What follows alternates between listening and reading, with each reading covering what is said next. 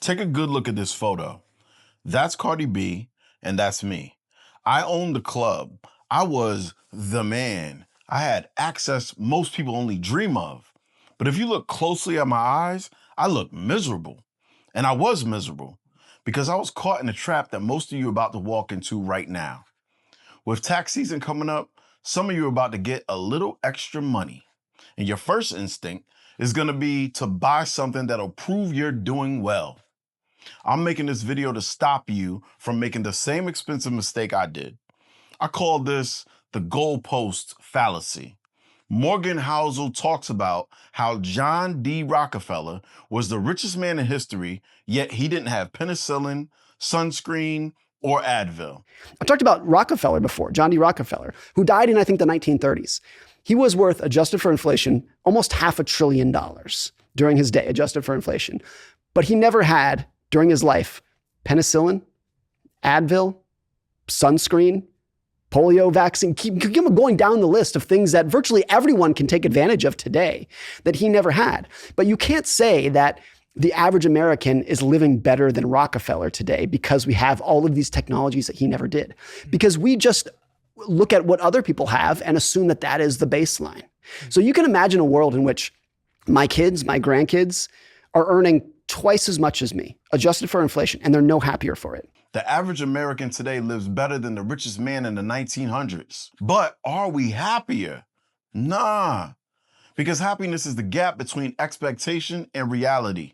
Whenever my net worth is X, all my problems are going to go away. Everything's going to feel great. And then they hit X and they just keep moving the goalposts down and down. So I write in the book that like the hardest financial skill is getting the goalpost to stop moving. When I bought the fur coat or when I was dripping in gold, I thought it would close the gap. It didn't. It just moved the goalposts further away. Because virtually everybody thinks if my net worth or my income was this level, I'll be fine. I'll feel great. No more problems. I'll wake up every morning with a smile on my face. And then if you're lucky enough or you work hard enough to get there, you realize that's not the case at all. You're just going to keep pushing it, keep pushing it, keep pushing it forever. Have they done studies to test that in terms of analyzing whether people's goalposts move off into the future, even when they're like billionaires and whatever? If you look at America today, the average household, adjusted for inflation, is making twice as much money than they were in the 1950s. And we're less happy.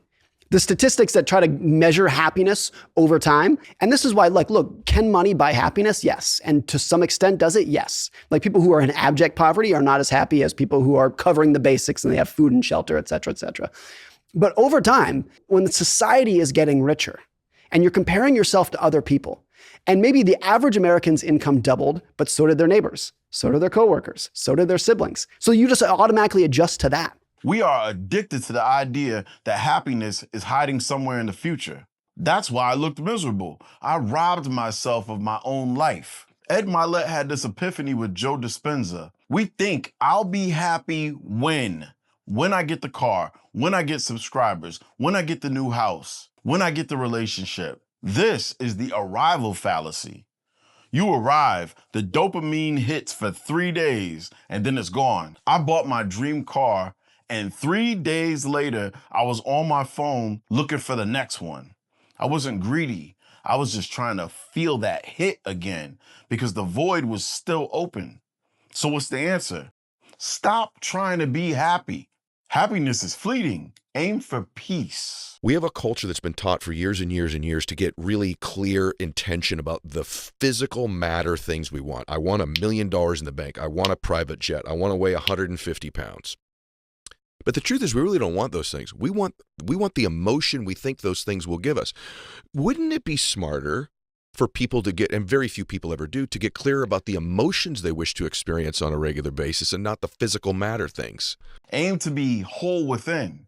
I'll tell you point blank, we need money. It is important, but we need something else first, and we need it more. I realized that if I'm unhappy with me currently, it's impossible for me to be happy when I reach the wealth I want. I wanted it then to be happy. I want it now for what I'll do with it. Get the money to amplify who you are, not fix who you are. If you hate yourself in a Honda, you will hate yourself in a Ferrari. You'll just be more miserable in comfort. So before you spend that tax return on a flex, or before you chase the next level of success, ask yourself, Are you doing this for the joy of it or to fill a hole that no object can ever fill?